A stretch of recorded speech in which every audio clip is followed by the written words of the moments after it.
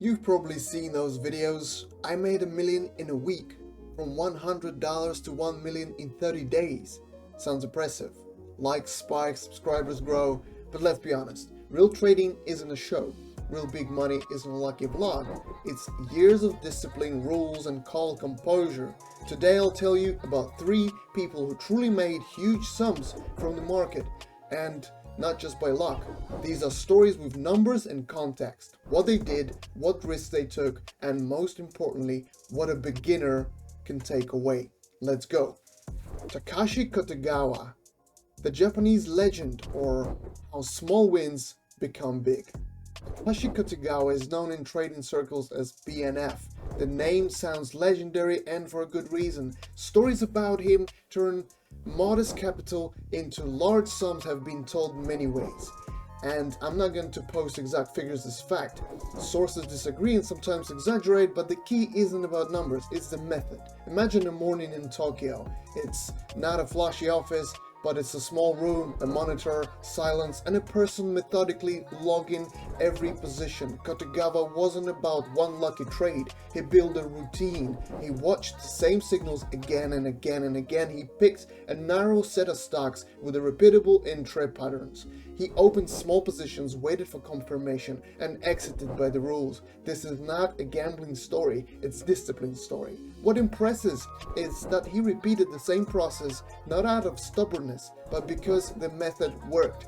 You see a similar chart structure every morning, and you know that at this point price usually jumps or pulls back. You enter carefully, lock a profit, and look for the right similar setup. You won't become a YouTube star, but over years those small sums add up to a large number. For a beginner, the main lesson is simple. Don't chase the fireworks. Build a repeatable system and keep a journal. If by week's end you spot a pattern, you're on the right track.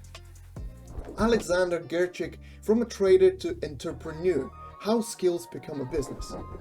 Alexander Gerchik's name triggers reactions from many, but this isn't about scandals or hype, it's about path, how trading can become a profession and then a business. Gerchik shows an important point. Being able to trade is one thing, being able to monetize is another skill. He went through all stages: private trader at prop firms and creator for educational products, teams, and services. What's important for you as a beginner? A trader's income often comes not only from market profits, but from how they package their knowledge. You don't have to follow that route, but understand many successful traders stop just clicking buttons. They build structures around their expertise. Courses, subscriptions, paid analysis, these create a financial cushion, help cover drawdowns, and fund growth. Practical thought. If you have a working strategy, consider how to document it and pass it on, not for hype, but for income stability. Many confuse this with info selling, but real experience and discipline are valuable if you truly are a good trader. The main rule: first, learn to trade consistently for yourself, then only think about scaling or teaching the skill to others. Paul Tudor Jones, big market, big ideas, big discipline.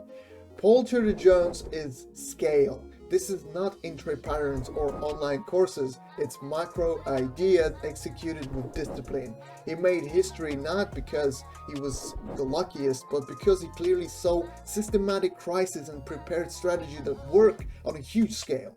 In 1987, the markets crashed. Jones took short positions and earned massive profits. But the main lesson isn't just the profit, it's how he arrived to it. Analysis of macroeconomic signals, understanding correlations, and strict risk management execution.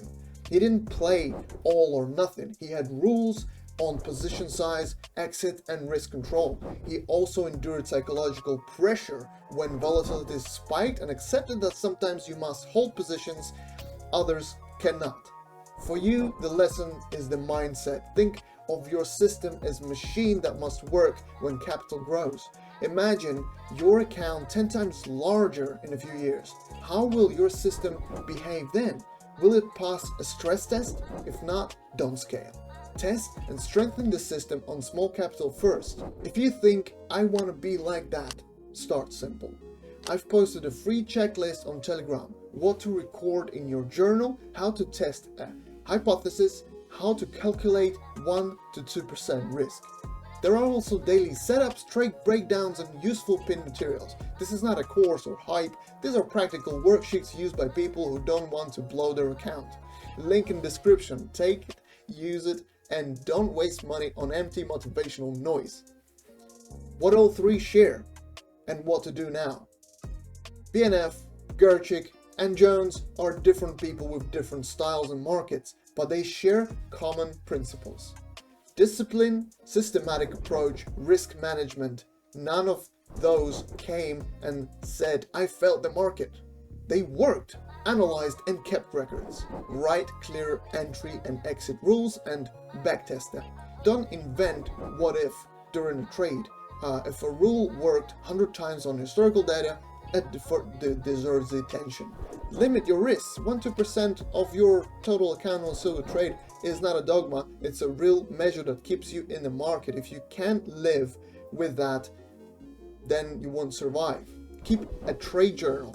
Write not only entered, exited, but also what the situation was for you and how you felt during this, and if there was a recurring patterns. A small amount is not a shame, it's what you should do to monetize and grow. Basically, trading is a tool. It can become a source of income, but it's not a magic wand. Big money is possible, but only for those willing to walk a long path. Mistakes, adjustments, discipline. Don't look for shortcuts. Work on the system and the results will come.